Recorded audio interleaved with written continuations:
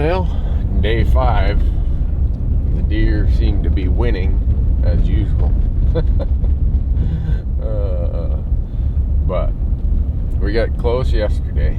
We're going back to the same spot. Maybe we'll get just as close today, but we'll get a shot. Hoping. Tough thing to do. There's a reason why Arizona can allow for over-the-counter archery coues there. The harvest rate is really, really low. The fun rate is really, really high.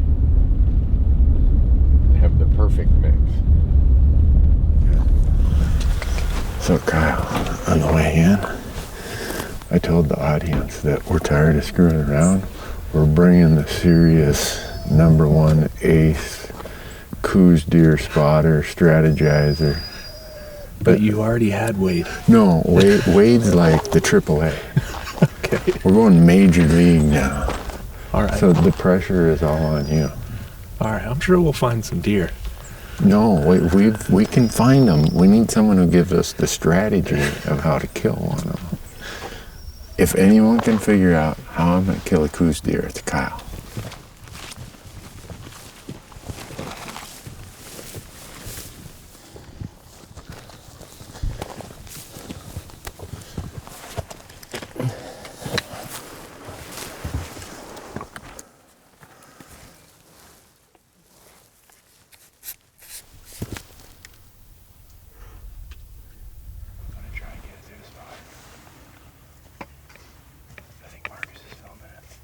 Yeah.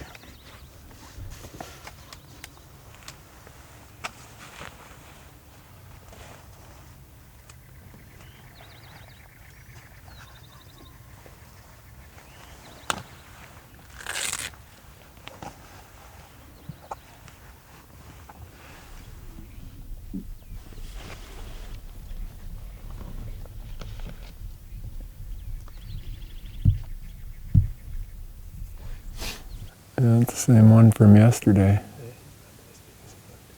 That's one we got within 21 yards of yesterday. It is that one? Yep.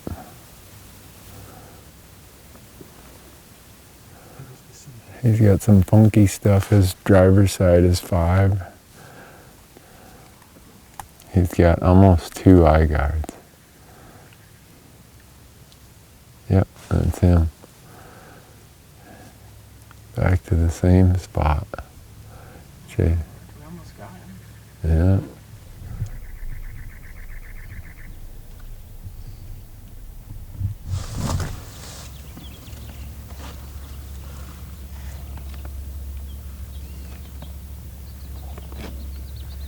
You know where they're going to bed?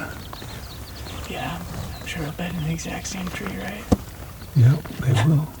Seriously. That's what we're sleeping. That would actually be good, because we almost got him. We could have the repeat. Except yesterday he went to bed till like 10:45. Yeah, 10:30 or something. He's gonna get a victory lap out of here today, though. He's too preoccupied. You know, once the wind starts trucking about 10:30, he will be in his bed, and I'm gonna go over there and I'm gonna put a skewer through him. So how involved are you in all the policy things, like farm bills and everything else? So I'm not super involved in that on my end. We obviously take advantage of the farm bill in my program. Big part of that's the voluntary public access and the RCPP program. What is it? What's that? Regional Conservation Partnership Program. RCPP is an opportunity to, we've done 5 of them in our state. Mm-hmm. They range anywhere from $900,000 to about $1.5 million. Mm-hmm. And it's basically an opportunity, we pick a polygon on a map and say, here's the types of practices we want to do to enhance habitat. Mm-hmm. And NRCS matches our dollars 1-to-1. NRCS is a federal agency, Yes. Natural Resource Conservation Yep. Service. Yep. And all that funding is coming through the Farm Bill. And is it specific to any species, or is it just whatever the landscape is? So we use antelope basically as our indicator species, Really? to kind of show that the work we're doing is having benefit. Yeah. But obviously any grassland obligate's gonna get a benefit from this work. And Yeah. we have a big study going on right now too for grassland obligate bird species. So we're gonna Just see if all bird, not game bird, but Nope. songbird. Songbirds, everything. What we're trying to see is if these treatments we're doing, which it seems common sense, but we're trying to see if the treatments we're doing to restore grassland are benefiting the grassland obligate bird species.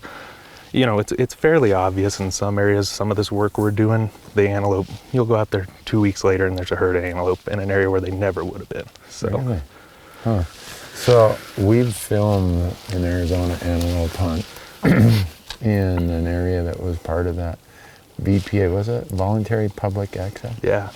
And then what, it had some other thing. HPC? HPC. The what's that? Habitat Partnership Committee. So that kind of falls under our shop as well. Basically, that is the revenue that comes from the auction and raffle tags. Okay. There's 3 for each big game species. Yeah. Usually we're bringing in a little over $2 million, and it all comes back to go on the ground. So It was a remarkable place. The quality of the water improvements and all the condition of the range was unbelievable. yeah, I And bet the you saw a condition- lot of antelope too. I was gonna say, and the condition of the antelope herd was unbelievable also. Yeah, and I don't know the numbers off the top of my head, but that's one of our projects that we point to that, this stuff works. Yeah. One of the things with the big game properties that I've seen is not only is it access to the deeded, but there's access to so much public adjacent or within that.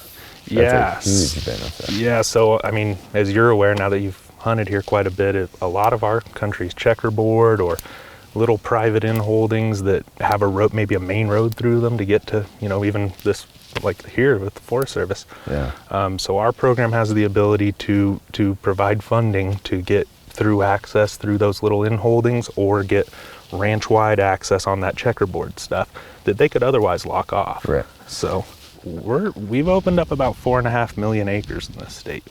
When I come to Arizona, one of the things I'm always struck at is how much man-made water is on the landscape. By that I mean structures that hold water, and I think about, would this really be habitat without water? It maybe has seasonal water, or maybe it's got the bedding cover and the feed, but without water in a dry place like this, it's really not habitat. No, it would be really difficult to support the amount of deer that we've been seeing in here without the cooperation from our ranchers. And most of these folks are hunters too, and they like seeing the critters out. We'll partner with them on solar conversions and things like that on their wells. Oh, so they don't have to worry about And then they agree to leave the water on. So they'll leave the water on even when their cattle aren't in the pasture, and That's it's a a big win-win. You guys have these limited opportunity hunts. Yeah. And I shouldn't tell people this, but I do. 3 of the elk hunts people have seen us film here have been on those limited opportunity tags.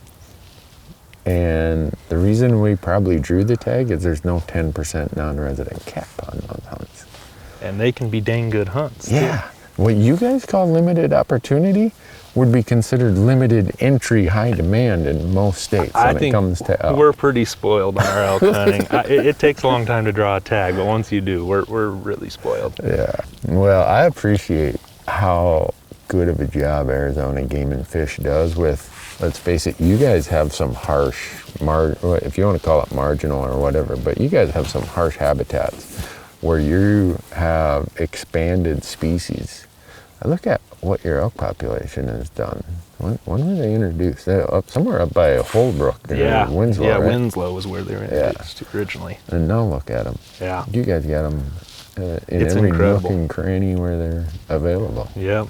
Do you think most hunters understand how much hunting and conservation and access activity or potential is in a farm bill? Man, yeah, I don't know, but they definitely need to look into it. Again, when I was younger hunting, you didn't think of things like that. Now that I'm in this role, wow, we've got a lot of huntable land and a lot of critters to hunt, a lot of good habitat, and that's because we're putting a lot of money back on the ground to do those things. Yeah. So. Yeah, I think a lot of hunters say, oh, it's a farm bill. It's about, subsidies or commodity prices or market stabilizations. Then you get into all the wetlands projects, all the grasslands projects.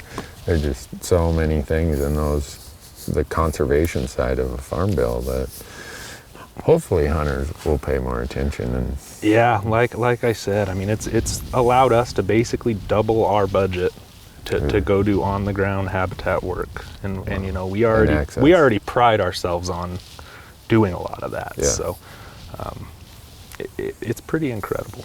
Cool. What would be really incredible is if this buck got up out of his bed and said, it's time for a midday stroll.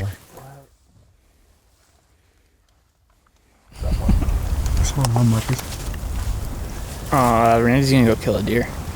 And you guys are gonna go kill some quail. Done. Roll the clip. Roll the clip.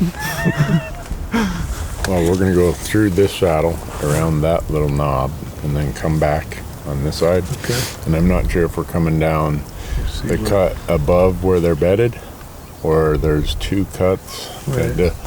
In that saddle where the brush is, there's two kind of parallel cuts that come down. Depends on how much topography we have there. Okay. But Fair enough, man. Good luck. maybe we should just sit downwind of this. Bottom rung is missing. Big deer crossing right here.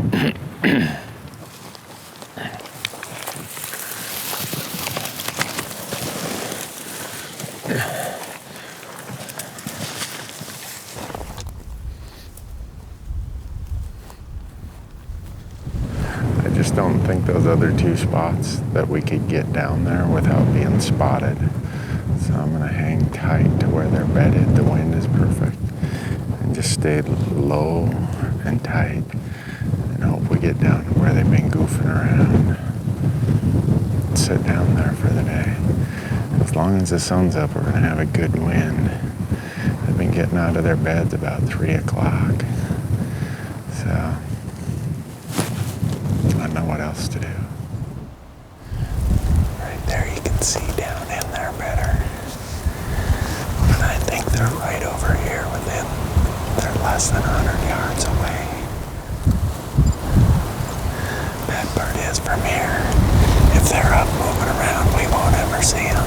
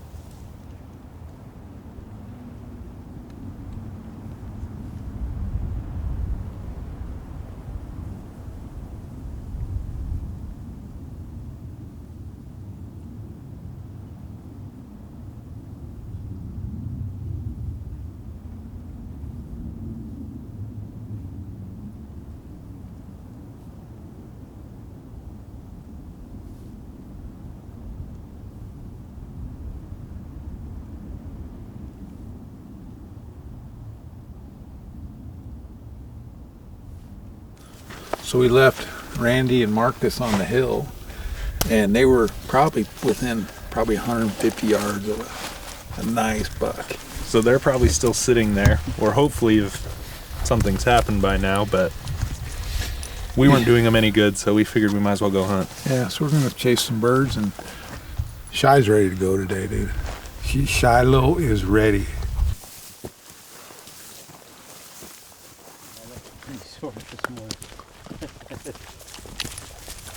My way.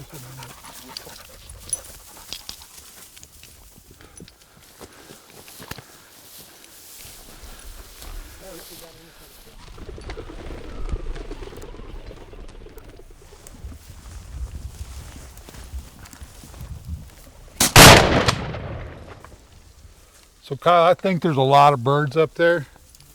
She acted like she kept wanting to go up right here. And they're moving uphill right over here. I know there's, because the digging's in there, there's tons. See, this is the kind of, she ought to be able to find this bird. Nice male. This should have been my mounter. That is a pretty bird.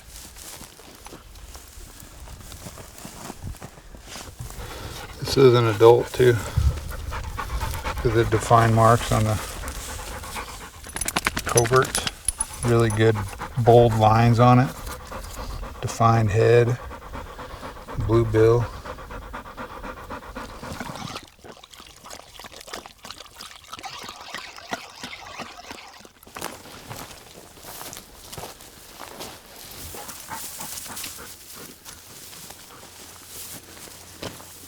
I think our secret spot that we didn't know was here is not so secret.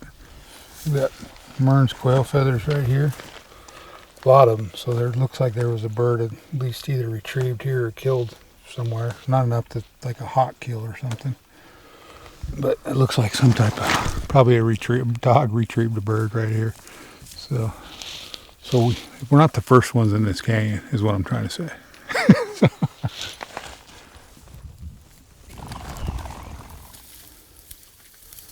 There it is. Good girl. Good girl, Shiloh. Hold. Shiloh, good girl. Hold. Hold. Good girl. Good girl. Hold. Hold. Beautiful. Good retrieve. Shiloh, good girl. Good girl. Good girl. We would have never found that freaking bird. Had a good time. Got a few birds and got to watch the dog run and work, which is the most important thing to me is just getting out here and just enjoying what's here. So yeah, we're going to head back, see how Randy did. Kind of excited to hear the news on that. I think they probably got really close if didn't kill that buck today.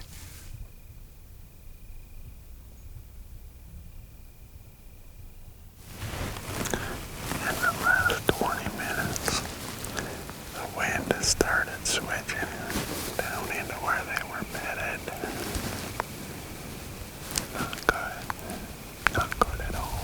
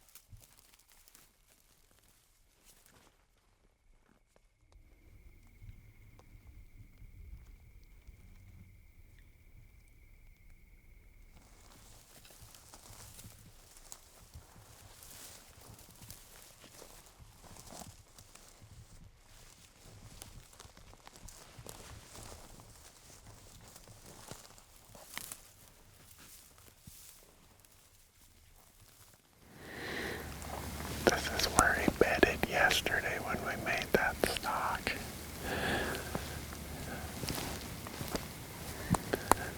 I think they got our wind and they just went out. Well, an absolute beautiful day. We got gamble quail cackling up here. We got a Border Patrol helicopter over there. And here we have one of those beautiful sunsets that Arizona is known for. We didn't get a deer, but we hunted from daylight till dark for the same buck as yesterday. Now I gotta go back to camp and decide, is that one I wanna go after tomorrow? Because tomorrow's my last day. I gotta make it count. Thanks for watching.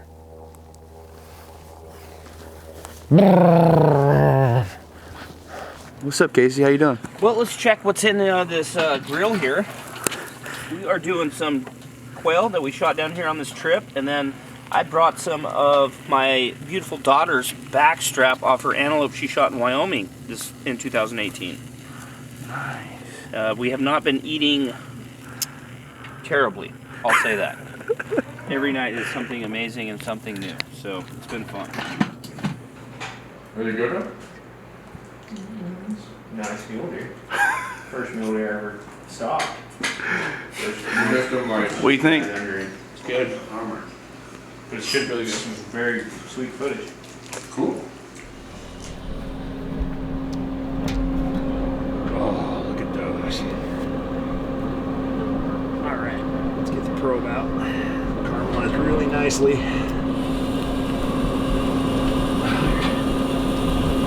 Oh.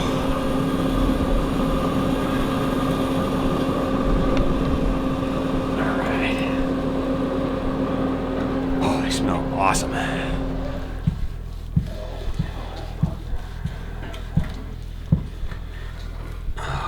yeah. Hell yeah. It was like a 122 and like a 190 bucks. Back over the rig. Is it real? No, that was a real photo. 2 goes. Nice and salty. Got a good smoke to it. Randy, you want to know a little throwback memory? Coated in brown sugar. 7 years ago today, Facebook group. That's all there is to that. I won Yeah. that sports. Too bad javelina sucks. We shouldn't tell anybody that javelina is good. No one should eat javelina at all. No, like don't come down, don't hunt them. They don't taste good. Yeah. Oh, what do we got here, Jonathan? A javelina ham made by Your 2 hindquarters. Jonathan Odell. Wow. How do I grab one that's not gonna... I guess. You want some of that? I can't eat that whole thing. Okay. There we go. Tug of war. Oh, okay. There's one. Pull. Paul. Thank you. Wow. Oh yeah. That is juicy.